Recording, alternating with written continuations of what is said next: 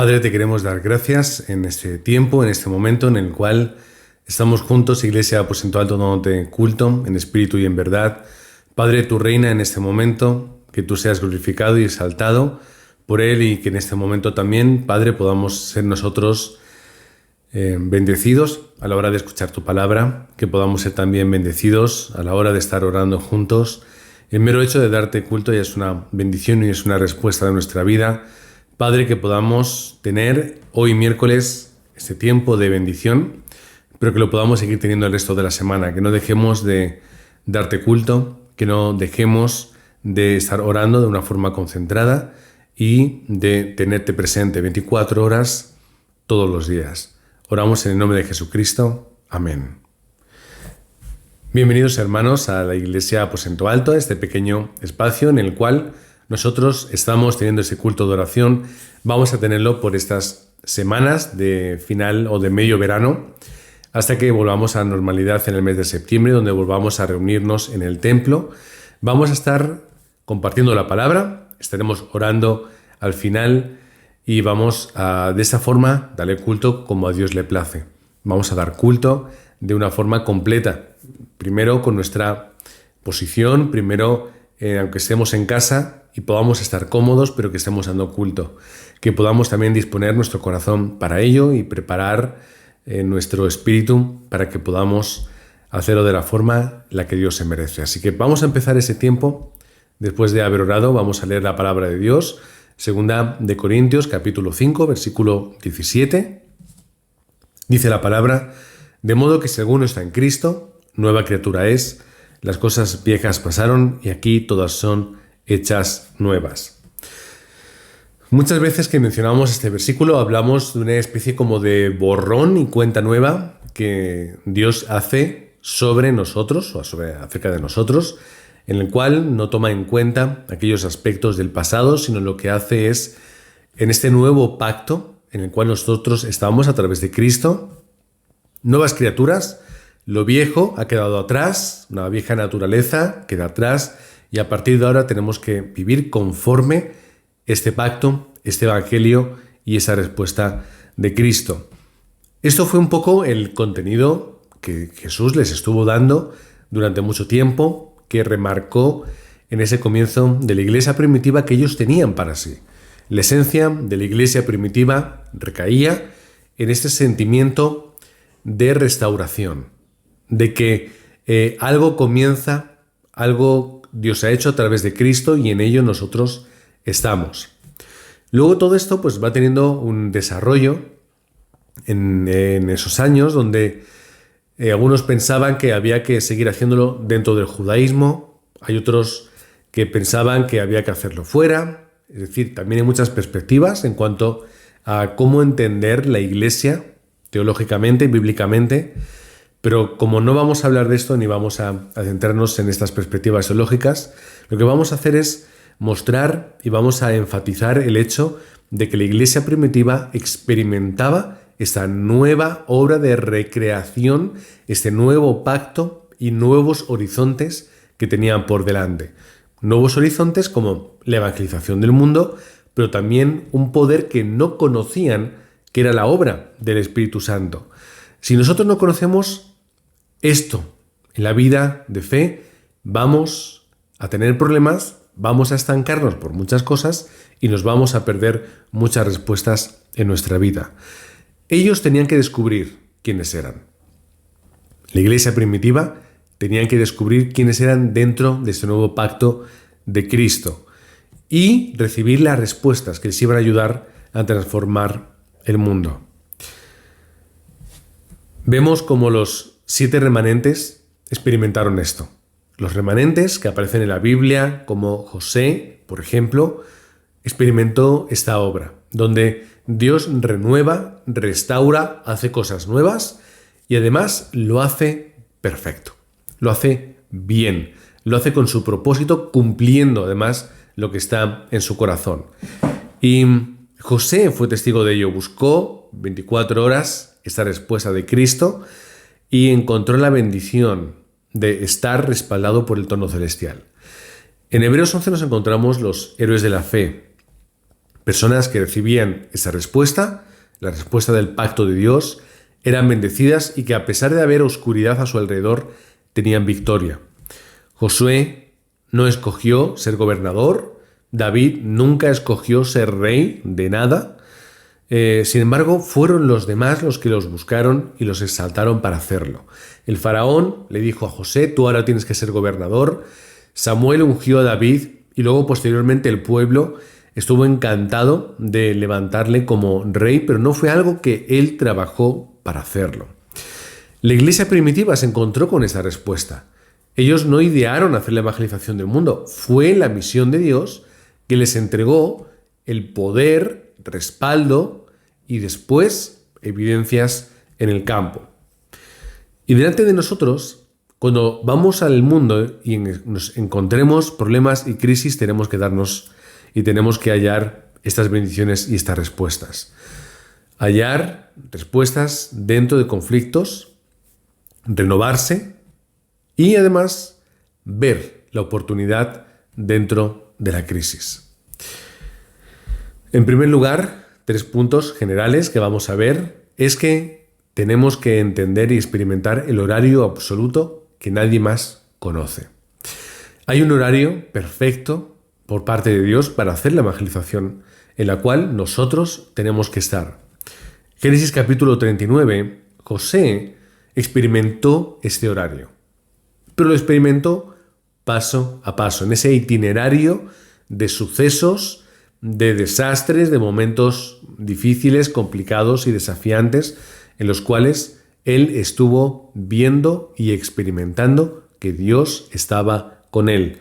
Génesis 39, del 1 al 6, así que Potifar dejó todo cuanto tenía en manos de José sin preocuparse de otra cosa que de comer cada día.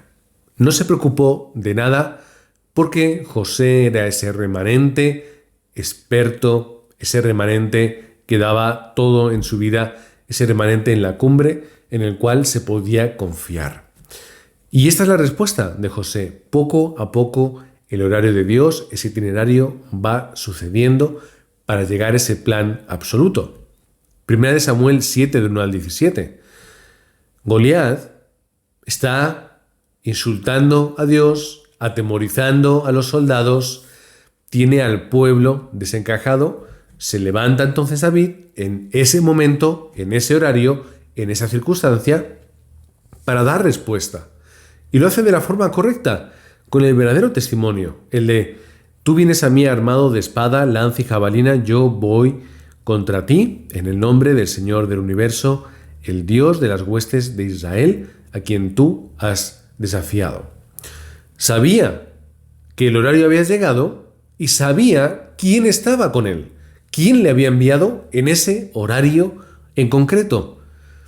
Por eso él no temía, no tenía miedo, sino que se enfrentó ante un Goliat, del cual nadie quería saber nada. En todo Israel, en todos los miles de soldados del ejército del rey Saúl, se levanta y lo hace. El único que lo podía hacer. Cuando llega el momento y el horario de Dios, aunque nadie esperase esto, aunque nunca David fuese preparado militarmente en el ejército, aunque no se estuviera preparando durante años, no era un veterano, era un pastor que su padre le llevó a ver a sus hermanos, se encontró con la circunstancia y dijo: oye, yo tengo aquí la respuesta. Daniel 1:17, con el protagonista Daniel y sus amigos, dice que Dios los dotó de sabiduría, inteligencia para entender toda clase de literatura y ciencia. Y además, Daniel podía entender toda visión y todo sueño. El horario llega. ¿Cuándo es el horario? Dios permite que por causa del estado espiritual de Israel llegue el cautiverio de Babilonia por unos 70 años. En ese cautiverio de unos 70 años, Dios levanta a los remanentes y levanta a los líderes del pueblo y levanta a aquellos que tenían que preparar el regreso, la vuelta y el nuevo comienzo en Israel, como por ejemplo Esdras y Nehemías. Pero aquí Dios levanta a Daniel y a sus amigos y los levanta en su tiempo, en su horario, con las herramientas que necesitaban para que esos remanentes fuesen esos o aquellos remanentes en la cumbre, lo relevante, en la cumbre en la cual ellos podían ejercer ese poder, esa influencia y alumbrar la luz del pacto de Dios. Luz del pacto de Dios que Daniel alumbró a varios reyes y que sirvió también, seguro, para la vuelta del pueblo y la reestructuración o la reedificación del templo. Horario de Dios. Hechos 1 del 3 al 8, llenos del Espíritu Santo, testigos hasta el final de la tierra. ¿Cuándo? Cuando se cumple el horario. Primero el ministerio de Jesús, un ministerio también con diferentes horarios, diferentes estadios, momentos, yo creo que tiempos también de revelación de su persona, de su capacidad, de su identidad y de su ministerio. Y finalmente, ¿cuál es el horario? Pues el horario de yo me voy a ir, os quedáis vosotros, pero cuando llegue la promesa, empezad en Jerusalén, empezad y continuad por la región. No os quedéis aquí y luego mirad hacia el frente, Samaria y hasta el último de la tierra. Los discípulos lo fueron entendiendo de una forma paulatina y así es como lo hicieron, recordando el capítulo 11 de Hechos, cuando la iglesia huía y huyendo hacia Antioquía, los más judíos, los más cabezones, solamente predicaban a los judíos y otros predicaban también a los gentiles, griegos, etc. Ese es el movimiento del Evangelio. Cuando llega el horario de Dios absoluto para nuestra vida, tenemos que ver esa respuesta absoluta que viene hacia nosotros, que es el segundo punto de hoy. A veces nos preocupamos de cosas inútiles, de cosas que no son relevantes. A veces queremos respuestas y queremos cosas que directamente no son ni valiosas, pero tenemos que entender que dentro del horario de Dios también hay respuestas y hay evidencias realmente necesarias y valiosas para mí. Yo a veces, o a veces nosotros en general, solamente queremos ver la respuesta concreta. Pero tenemos que analizar todo el evento en sí. Es un problema. Pero tenemos que analizar cuál es el motivo y cuál es mi lugar y el horario de Dios. Solo queremos que todo se arregle, solo queremos que nos vaya bien, solo queremos que Dios obre de la forma en la que nosotros queremos y nos apetece, pero no aprendemos a mirar las circunstancias, no analizamos los motivos, no analizamos lo que hay detrás, el trasfondo, las consecuencias o el motivo por el que llega y por qué Dios puede estar permitiendo todo esto. Tampoco nos invitamos demasiado tiempo en descifrar, pero sí que veamos los acontecimientos con ojos espirituales y olvidémonos un poco de la respuesta fácil, rápida que me solucione lo que me ocurre. Cuando ocurrió la persecución, en Hechos capítulo 8, podíamos hacer dos cosas. Señor, dame la respuesta, quítame la persecución, que me vaya bien, que no me roben, que no me maten, que yo llegue a un lugar donde yo pueda continuar con mi vida, o que yo pueda ir y me reciban mis familiares en otra ciudad y que no haya problemas. O tenemos que ver con ojos espirituales y entender, ¿cuál es la respuesta? Hacer la evangelización del mundo. Felipe lo entendió, pudo hacerlo tanto en Samaria y con el etíope eunuco. La misma respuesta que os he hablado antes de Hechos capítulo 11. La respuesta que se entiende, que se comprende, se ve por detrás y hallamos y podemos obtener la respuesta. La respuesta no era dejar de ser perseguido. La respuesta era hacer la evangelización del mundo en un campo nuevo. Hechos 7, del 1 al 60, el capítulo, encontramos la muerte de Esteban. Un drama, un problema. Algunos quizá, hermanos de la iglesia, estarían pensando, Señor, por favor, que Esteban no muera, que no le apedreen o que dejen de apedrearle, que no. Pero ¿cuál era la respuesta?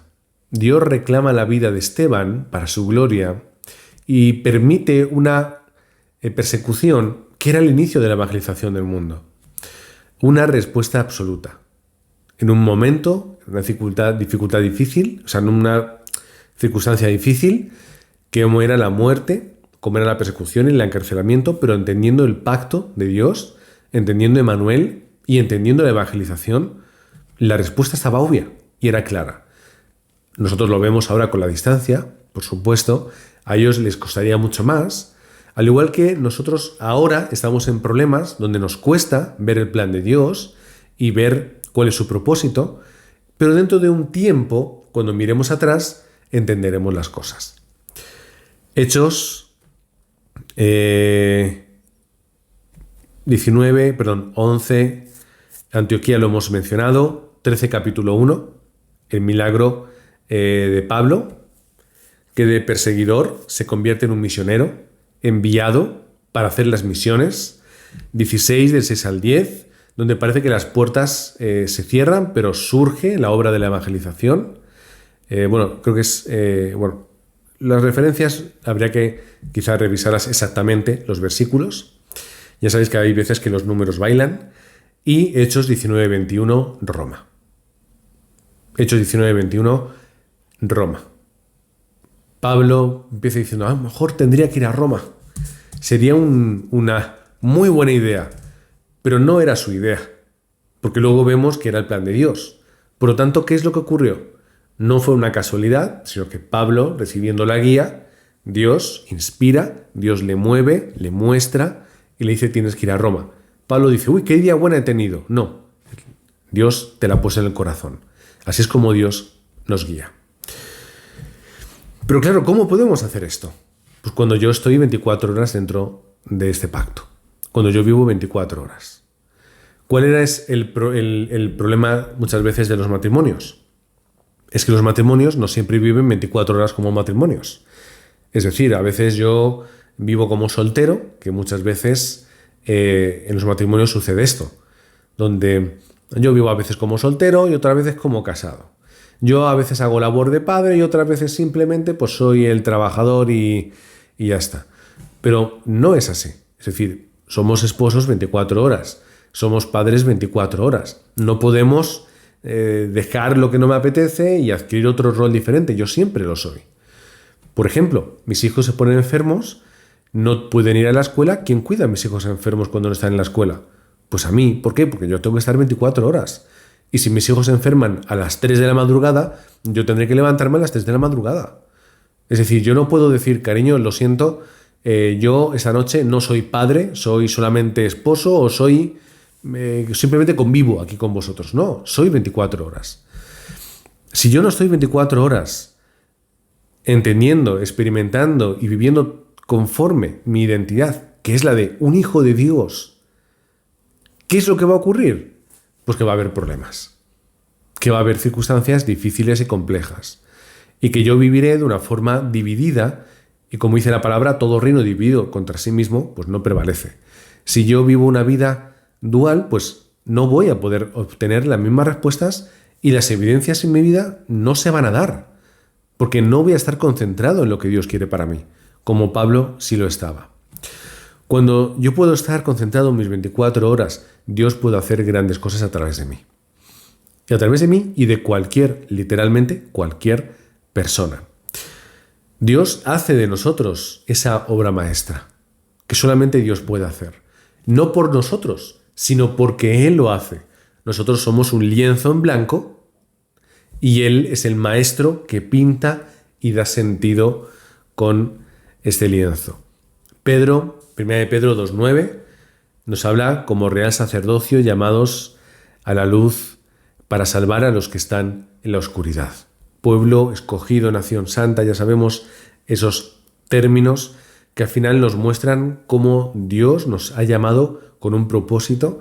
Primero, estar con Él y segundo, después de estar con Él o mientras que estamos con Él, transmitir este mensaje del Evangelio. ¿Lo va a poder hacer? Pues lo va a poder hacer porque Dios tiene ese poder absoluto. Solamente necesita que nosotros estemos preparados en ese horario para que Dios pueda utilizarnos. Romano 16, del 25 al 27, dice la palabra, habla sobre ese tesoro oculto que se ha mantenido durante tanto tiempo de esta forma, pero que ahora ha sido claramente, obviamente, testificado para todos, que es que Jesús es el Cristo, ese plan secreto mantenido durante siglos oculto y que ahora es nuestra respuesta.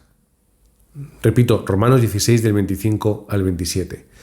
Y en ella nosotros tenemos que disfrutar y tenemos que esperar. ¿Cómo va a hacer esa obra absoluta cuando nosotros estamos en este secreto? Si yo ese secreto lo personalizo en mi vida, Jesús es mi Cristo, Dios puede obrar a través de nosotros.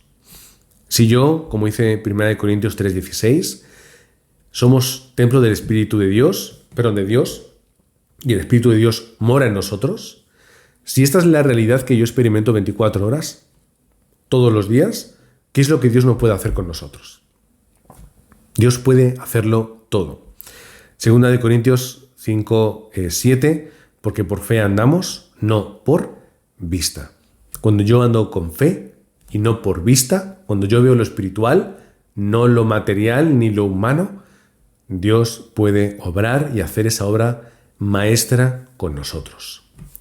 Así que para terminar, 3 puntos que disfrutemos. Primero, ser esa plataforma. ¿Qué es la plataforma? Es donde la gente va, donde la gente sube para alcanzar una meta y un destino. La gente para ir al avión sube a la plataforma, para ir al tren, a las plataformas, como también nosotros lo llamamos andenes. Pero en inglés esa palabra es más genérica, platform. Pero es esa plataforma donde la gente sube y va para alcanzar algo. Nosotros les apoyamos, les ayudamos para que puedan llegar a este viaje del pacto, este itinerario para sus vidas, mediante el conocimiento de Cristo. Luego, en segundo lugar, ¿qué tenemos que ser? Esa torre de vigilancia. Como si fuera el ¿qué? Un faro. Un faro que alumbre, que diga, cuidado el peligro, aquí está la respuesta, no te estrelles.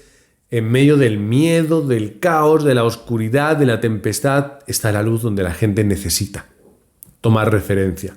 Y esa luz es la luz de Cristo. Yo soy el faro, la luz es de Cristo.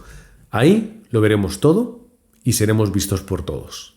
Veremos a las personas, veremos los acontecimientos, veremos los desastres, veremos los problemas espirituales, pero también estaremos expuestos a que la gente mire, pero que mire hacia la luz. El edificio no es tan importante. Lo importante es que de verdad nosotros demos una luz fuerte y poderosa a través de nosotros. Y en tercer lugar, que experimentemos ser esa antena espiritual que transmite el mensaje del Evangelio. Transmitir. Hay un periodista muy famoso de fútbol, lleva siéndolo muy famoso porque él en su casa, y eso era una especie como de mito, de cosa que se decía, pero no se sabía muy bien, y era que él veía fútbol de todos los países, porque es un loco del fútbol de todos los lugares, de hecho se hacen muchos chistes con él, de cualquier país, cualquier categoría. Y claro, ¿cómo lo puedes ver? ¿Cómo tú puedes seguir el fútbol de África o el fútbol de algunos lugares de Europa y demás? Y se decía que tenía antenas parabólicas en su casa un montón, y un día en un vídeo las enseñó. Dijo, sí, efectivamente, tengo todas estas antenas, tomo señal de todos estos lugares, todos estos países, continentes, y pues de ahí yo voy viendo el fútbol. Él graba vídeos todos los días de todos los partidos, tiene miles y miles y miles y miles de partidos de fútbol grabados en discos duros, es decir, es una obsesión por ello. Pero él trabaja en recibir, nosotros trabajamos en enviar. Que tengamos esas antenas que envíen el mensaje a la gente en el campo, es decir, trabajo, familia, donde vivimos, personas que conozcamos en otros lugares, donde podemos levantar discípulos, países de donde hemos venido. Tenemos que emitir el Evangelio para allá. ¿Cómo lo vamos a hacer, pastor? Tenemos internet, tenemos WhatsApp, no hay ya ningún límite para poder testificar. Podemos hacer discipulados online, tenemos aplicaciones, tenemos herramientas, tenemos el tiempo y la comodidad para hacerlo desde nuestro hogar, como ahora lo estamos haciendo.